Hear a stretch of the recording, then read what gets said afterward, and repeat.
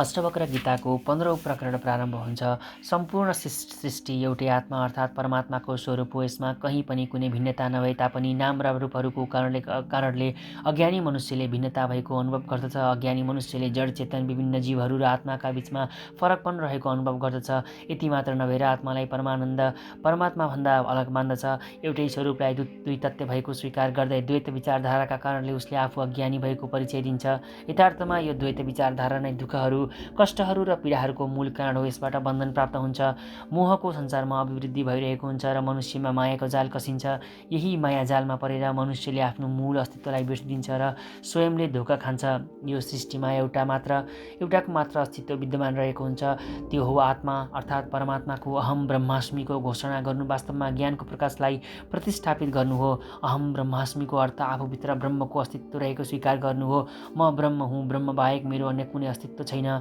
यो घोषणा आफैमा गर्वपूर्ण उक्ति नभएर विशुद्ध ज्ञानको परिचय हो। सृष्टिमा जे जति पनि जड जङ्गम छ, सबैमा ब्रह्म अर्थात् परमात्माको निवास रहेको छ। सबै पदार्थहरूको उत्पत्ति पनि ब्रह्मबाटै हुन्छ। अन्तमा विनाश भएपछि सबै ब्रह्ममा नै विलिन पनि हुन्छन्, अर्थात् ब्रह्म नै आदि र अन्तको आधार हुनुहुन्छ।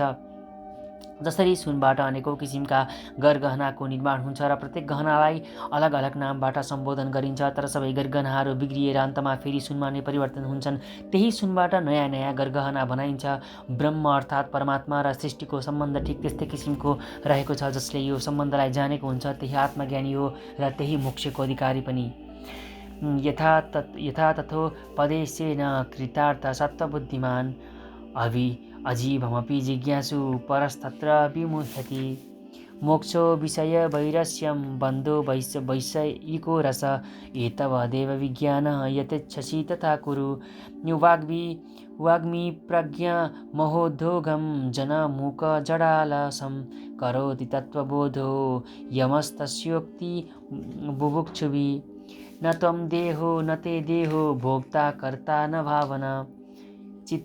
चिद्रूपोऽसि सदा साक्षी निरपेक्ष सुखं चर।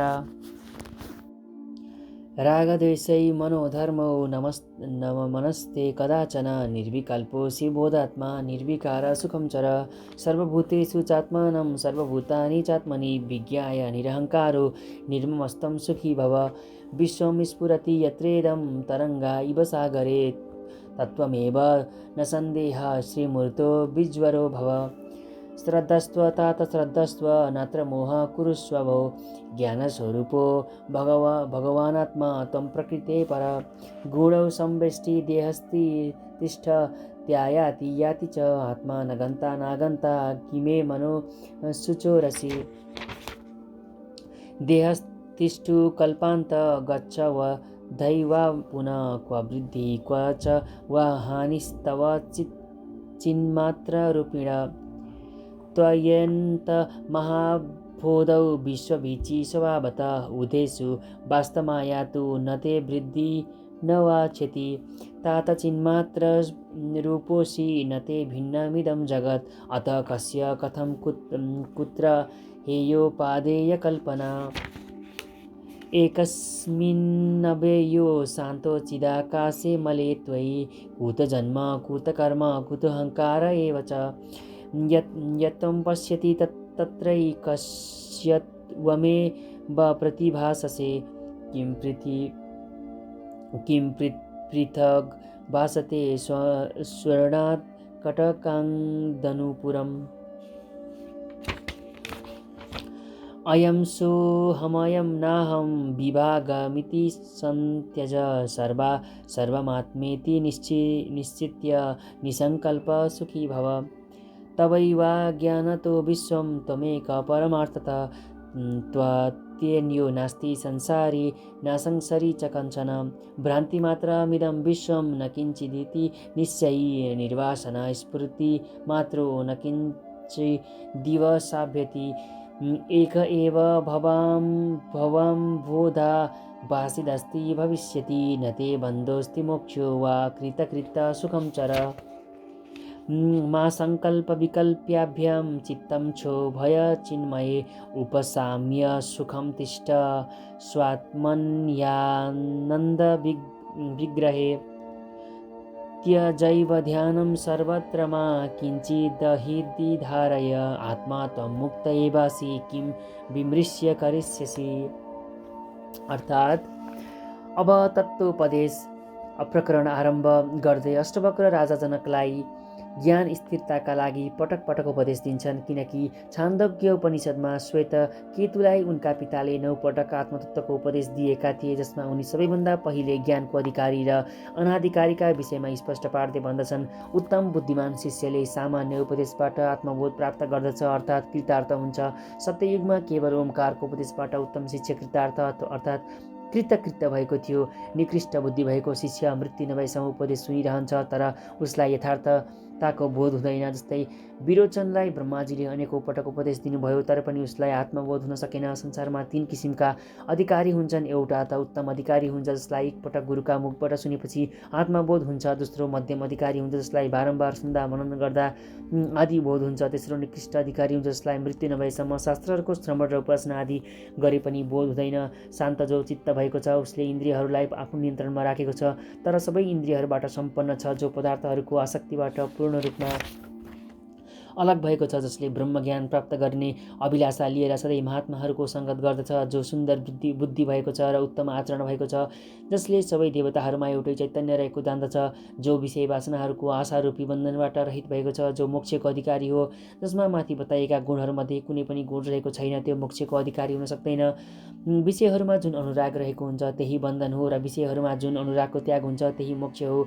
यसरी पनि प्रस्ट्याइएको छ, मनुष्यहरूको मन नै बन्धन र मोक्षको कारण हो। जब मन विषयहरूमा आसक्त हुन्छ, त्यस समयमा ऊ मन बन्धनको कारण हुन्छ। जब मन विषयहरूको आसक्तिबाट पूर्ण रूपमा अलग हुन्छ, त्यस समयमा मन मुक्तिको कारण हुन्छ। हे जनक, तत्त्वज्ञान बाहेक अन्य कुनै उपायबाट विषयको आसक्ति नाश हुँदैन। जुन त्यो आत्मबोध अर्थात् तत्त्वज्ञान छ, यसले धेरै बोल्ने चलाक पुरुषलाई लाटो बनाइदिन्छ र जो ठुलो बुद्धिमान छ तथा जसले अनेकौं किसिमको ज्ञान प्राप्त गरेको छ, त्यसलाई जड बनाइदिन्छ तथा अत्यन्त उत्साहीलाई क्रियारहित अल्छी बनाइदिन्छ। मनको प्रवाह अन्तरात्मातिर हुने भएकोले सबै इन्द्रियहरू सुस्त हुन्छन्, अर्थात् आफ्ना विषयहरू ग्रहण गर्न असमर्थ हुन्छन्। यो तत्त्वबोधको वाक्य आदिले सबै इन्द्रियहरूलाई निष्क्रिय बनाइदिन्छ। यसकारण विषयहरूको उपभोग गर्ने कामना भएको पुरुषले यसको तिरस्कार गर्दछ। त्यसैले ऊ आत्मज्ञान प्राप्तिको साधनहरूबाट अत्यन्त टाढा रहेको हुन्छ। तत्त्वज्ञान प्राप्तिका लागि फेरि उपदेश दिँदै अष्टवक्र भन्दछन्, हे जनक, तिमी पञ्चमहाभूतबाट बनेको शरीर होइनौ, किनकि शरीर जड छ र अनित्य छ। तिमी नित्य छेउ, चैतन्य स्वरूप तिम्रो शरीरसँग तिम्रो कुनै सम्बन्ध रहेको छैन। असङ्गो हायम पुरुष इति श्रुते। यो पुरुष अर्थात् जीवात्मा अनासक्त छ, यसको शरीर आदिसँग सम्बन्ध रहेको छैन। यो श्रुतिको प्रमाण अनुसार तिमी संयोग आदि सम्बन्धहरूबाट रहित छौ र तिम्रो कर्ता र भोक्ता पनि होइनौ, किनकि कर्तापन र भोक्तापन यी दुवै मनका धर्म हुन्। तिमी ती दुवैका साक्षी हौ र नियम अनुसार जसको साक्षी हुन्छ त्यो त्यसभन्दा अलग हुन्छ। यसैले हे जनक, शरीरमा जुन इन्द्रिय र अहङ्कार आदि रहेका छन्, आफूलाई तिनीहरूको साक्षी मात्र सम्झिएर सुखपूर्वक घुमफिर गर। मन, शरीर, बुद्धि, अहङ्कार आदि प्रकृतिजन्य छन्। तिनीहरूका धर्म अलग अलग हुन्छन्। आत्मा चैतन्य स्वरूप छ, जसको गुण धर्म यिनीहरूको भन्दा अलग छ। अष्टवक्र राजा जनकसँग भन्दछन्, तिमी आत्मज्ञानी हौ, यसैले आत्मा मात्र तिम्रो कर्म एवं स्वभाव हो। तिमी यसका अनुसारको आचरण गर्दै सुखपूर्वक घुमफिर गर। यी राग र द्वेष तिमी चैतन्य स्वरूपका नभएर मनका धर्म हुन्, किनकि तिमी मन नभएर आत्मा हौ, जो निर्विकार, निर्विकल्प र बोध स्वरूप छ, जुन यी सबैको साक्षी मात्र हो। यसैले शरीर र मन दुवैको दोषबाट तिमी सधैँ मुक्त छौ। अष्टवक्र भन्दछन्, हे जनक, ब्रह्मदेखि कमिलासम्म सबै प्राणी मात्रमा कारण रूपबाट गाँसिएको एकमात्र आत्मालाई जानेर एवं सबै प्राणीहरूलाई आत्मामा निवास गर्ने सम्झिएर अहङ्कार एवं ममता रहित भएर तिमी सुखी बन। अष्टवक्र भन्दछन्, हे जनक, जुन अधिष्ठान अर्थात् आधार चेतनमा यो सम्पूर्ण संसार समुद्रको छाल जस्तै चलायमान हुन्छ, त्यही चेतन तिम्रो आत्मा हो। यसकारण हे जनक, तिमी सन्ताप रहित भएर आफू चैतन्य स्वरूप र सन्ताप रहित भएको अनुभव गर। हे प्रिय शिष्य, श्रद्धा गर, यसमा मोह नगर। तिमी ज्ञान स्वरूप ईश्वर रूपमा आत्मा अर्थात् परमात्मा हौ तथा प्रकृतिभन्दा टाढा अर्थात् पूर्ण रूपमा अलग रहेका छौ। अष्टवक्र भन्दछन्, हे प्रिय शिष्य, आत्माको ज्ञान स्वरूपमा अहङ्कार, पूर्ण भावना र विपरीत भावना रूपी मोह नगर, किनकि आत्मा ज्ञान स्वरूप छ र प्रकृतिभन्दा पनि टाढा छ। यसैले तिमी ज्ञान र चैतन्य स्वरूप हौ। हे शिष्य, इन्द्रिय आदिबाट पूर्ण रूपमा ढाकिएर रहेको यो लिङ्ग शरीर यस लोकमा अवस्थित रहन्छ, फेरि केही समयपछि अर्को लोकमा जान्छ तथा फेरि त्यहीँबाट फर्किएर आउँछ। आत्मा न त अर्को लोकमा जान्छ न त्यहाँबाट फर्किएर आउँछ र स्थूल शरीरमा जन्म लिन्छ र मर्दछ। त्यो शरीरको धर्म आत्मामा रहेको सम्झना तिम्रो लागि उचित छैन, किनकि त्यो तिमीमा कल्पना गरिएको छ। कल्पना गरिएको वस्तु नाश हुँदा तिमी अधिष्ठान अर्थात् आधारको विनाश हुन सक्दैन। अष्टवक्र भन्दछन्, हे जनक, द्रष्टा द्रव्यभन्दा अलग रहने नियम छ। शरीर द्रव्य हो, तिमी द्रष्टा हो। शरीरसँग तिम्रो कुनै सम्बन्ध छैन, चाहे त्यो तिम्रो शरीर स्थूल शरीरको कल्पको अन्तसम्म स्थिर होस् अथवा यसै समयमा ढलोस्। शरीर स्थिर रहनाले तिमीमा स्थिरता हुँदैन, शरीर ढल्नाले तिम्रो विनाश हुँदैन।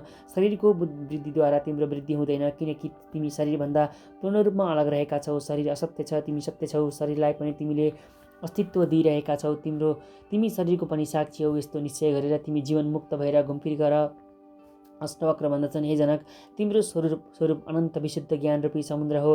त्यसमा अविद्या र काम्य कर्महरूबाट यो संसार रूपी लहर उत्पन्न हुन्छन् अथवा अस्त अर्थात् विलीन हुन्छन्। त्यसबाट तिमीलाई कुनै लाभ वा हानि हुँदैन, किनकि तिमी अधिष्ठान अर्थात् आधार रूपी चेतन हौ। आधारलाई त्यसमा कल्पना गरिएको वस्तुले हानि पुर्याउन सक्दैन। यस्तो आजसम्म भएको छैन, त्यसैले अन्यको के बिगार्न सक्दछ। अष्टवक्र भन्दछन्, हे शिष्य, तिमी चैतन्य स्वरूप हौ। तिमीमा कुनै पनि वस्तुको त्याग र स्वीकार हुन सक्दैन, किनकि यो जगत तिमीभन्दा अलग रहेको छैन। कल्पना गरिएको वस्तु आधारभन्दा अलग रहन सक्दैन, त्यसको त्याग र स्वीकार कसरी हुन सक्छ। अष्टवक्र भन्दछन्, हे जनक, स्वजातीय र विजातीय स्वरूपगत भेदबाट अलग, विनाश र विकारबाट रहित चैतन्य स्वरूप आकाशको जस्तो निर्मल तिम्रो स्वरूपमा न जन्म हुन्छ, न मृत्यु हुन्छ, न कुनै कर्म हुन्छ, न अहङ्कार हुन्छ। यी सबै द्वैतमा मात्र हुन्छन्। तिम्रो स्वरूप तीनवटै कालहरूमा द्वैत छैन। यसबाट तिमीमा जन्म र विकारको अभाव भएकोले कर्तापनको पनि अभाव रहेको छ। शुद्ध भएकोले तिमीमा अहङ्कारको पनि अभाव रहेको छ। तिम्रो स्वरूप सधैँ एक रस रहन्छ। अष्टवक्र भन्दछन्, हे जनक, तिमीले जुन कार्य भइरहेको देखिरहेका छौ त्यो कारण रूप मात्र हो। छान्दोग्य उपनिषदमा आरुणी ऋषिले आफ्ना पुत्र अर्थात् शिष्य श्वेतकेतुलाई उपदेश दिएका छन्। जब श्वेतकेतु 12 वर्षका थिए तब उद्दालकले भने, हे श्वेतकेतु, तिमी गुरुकुलमा बसेर सबै वेदहरूको अध्ययन गर, किनकि हाम्रो कुलमा सबैले ब्रह्मचर्य धारण गरेर वेदहरूको अध्ययन गरेका छन्।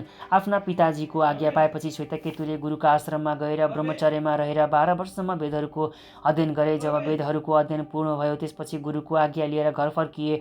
घर आउँदै गर्दा बाटोमा उनको चित्तमा अभिमान उत्पन्न भयो कि मेरा पिताले मैले जति विद्या हासिल गरेको छैनन्, यसकारण उनलाई प्रणाम गरिरहन आवश्यक छैन। त्यसपछि जब घरमा आइपुगे तब उनले पितालाई प्रणाम गरेनन्। पिताले बुझे यसमा विद्याको अभिमान उत्पन्न भएको छ, यो अभिमान हटाइदिनु पर्दछ। त्यसपछि पिताले भने, हे श्वेतकेतु, तिमी आफ्ना गुरुबाट त्यस किसिमको विद्याको विषयमा पनि उपदेश पाएका हौला जुन उपदेशबाट नसुनिएको पनि सुन्ने बराबर हुन्छ र अज्ञात पनि ज्ञात हुन्छ। त्यसपछि श्वेतकेतुले भने, हे पिताजी, त्यस उपदेशको विषयमा त मैले सुनेको छैन। यदि हाम्रा गुरुलाई त्यसको ज्ञान थियो भने उहाँले अवश्य नै बताउनु हुने थियो, किनकि उहाँलाई जति विद्याहरूको ज्ञान थियो त्यो सबै मलाई बताउनु भयो। अब हजुरले नै कृपा गरेर मेरा लागि त्यो उपदेशका बारेमा बताइदिनुहोस्। पुत्र नम्र भएको देखेर अरुणी ऋषि उपदेश दिन आरम्भ गर्दछन्।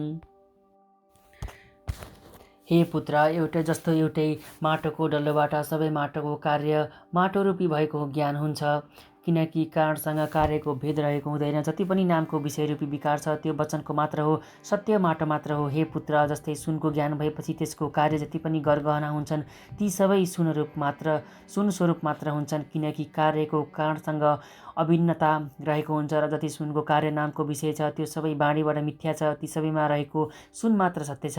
यसरी नै हे पुत्र, अनेकौं श्रुतिहरूका वाक्यहरूबाट तिमी जब बोधित हुन्छौ त्यसपछि तिमी नै कार्य र कारण स्वरूपबाट अवस्थित रहेका हुन्छौ। तिमी नै विज्ञानमय ज्ञान स्वरूपमा आत्मा भएको ज्ञान हुन्छ। भावार्थ अष्टवक्र भन्दछन्, हे जनक, यो त्यो हो, यो म हुँ, म यो होइन, यस किसिमको भेद अर्थात् विभाजनलाई त्याग गरेर एउटा आत्मा मात्र सर्वस्वरूप छ यस्तो निश्चय गर। यदि यसो गर्यौ भने तिमी सुखी हुनेछौ, किनकि द्वैत दृष्टिबाट मात्र पुरुषमा भय उत्पन्न हुन्छ। एक अद्वैत आफैबाट कसैमा भय उत्पन्न हुन सक्दैन। द्वैत दृष्टि दुःखको कारण हो, त्यसको त्याग गरेर तिमी सुखी हौ। तिम्रै अज्ञानका कारणले संसार रहेको अनुभव भएको हो। पारमार्थिक रूपमा तिमी बाहेक अन्य कोही छैन, न सांसारिक जीव छ न र असंसारिक ईश्वर नै छ। अष्टवक्र भन्दछन्, हे जनक, तिमीले संसारलाई आफूभन्दा अलग रहेको देखिरहेका छौ। तिमी संसारलाई आफूभन्दा अलग सम्झन्छौ, त्यसैले म र संसार देखिरहेका छौ। यो दुई किसिमको विभाजन नै अज्ञान हो। यही अज्ञानका कारणले यो संसार भएको अनुभव हुन्छ। अन्यथा परमार्थिक रूपमा न तिमी छौ न संसार, बरु एउटा आत्मा मात्र छ। जुन तिमी छौ त्यही संसार हो। यसरी संसारी र असंसारीको भेद पनि अज्ञान नै हो। यो सबै आत्मा हो, त्यसैले तिमी नै सबै हौ।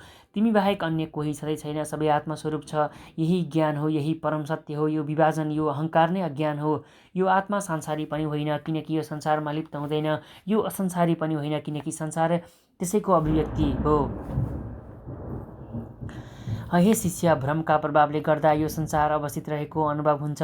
यो जगतको आफ्नो अस्तित्व अलिकति मात्र पनि रहेको छैन। यस किसिमको निश्चय गरेर तिमी वासनाबाट अर्थात् रूपमा अलग भएर आनन्दपूर्वक संसारमा घुमफिर गर। अष्टवक्र भन्दछन्, तिमी चैतन्य आत्मा भएकोले संसार रूपी समुद्रमा एकमात्र थियौ र एकमात्र रहनेछौ। अज्ञानवश तिमीले शरीरको भ्रमका कारणले आफूलाई चैतन्य आत्माभन्दा अलग शरीर सम्झिएका थियौ। यही तिम्रो बन्धनको कारक तत्त्व थियो। अब तिम्रा लागि न बन्धन छ न मोक्ष छ। तिमी कृतकृत्य अर्थात् सन्तुष्ट भइसकेका छौ। यसैले अब तिमी सुखपूर्वक बाँच्न सिक। अष्टवक्र भन्दछन्, हे चैतन्य स्वरूप, सङ्कल्प र विकल्पहरूबाट आफ्नो चित्तलाई गडबडाएको अर्थात् दुखी नबनाऊ। तर तिमी सङ्कल्प र विकल्पबाट पूर्ण रूपमा अलग भएर आफ्नो आनन्द स्वरूपमा सुखपूर्वक अवस्थित हौ। अष्टवक्र राजा जनकमा उत्पन्न भएका जिज्ञासाहरूलाई शान्त पार्ने सिलसिलामा भन्दछन्, तिमी ध्यानको पनि त्याग गर, किनकि यो पनि अज्ञानीका लागि मात्र हो।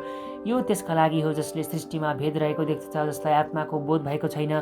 त्यसैले मात्र ध्यान गर्नु पर्दछ। ध्यान गर्नु पनि मनको मात्र धर्म हो। तिमी त अनात्मा नभएर आत्मा हौ। तिमी त सधैँ मुक्त स्वरूप छौ। ध्यानबाट तिमीलाई के प्राप्त हुन्छ? तिमी यसबाट रहित छौ। यसरी नारायण शर्माद्वारा नेपाली भाषामा अनुदित श्री अष्टवक्र गीताको 15औं प्रकरण पूर्ण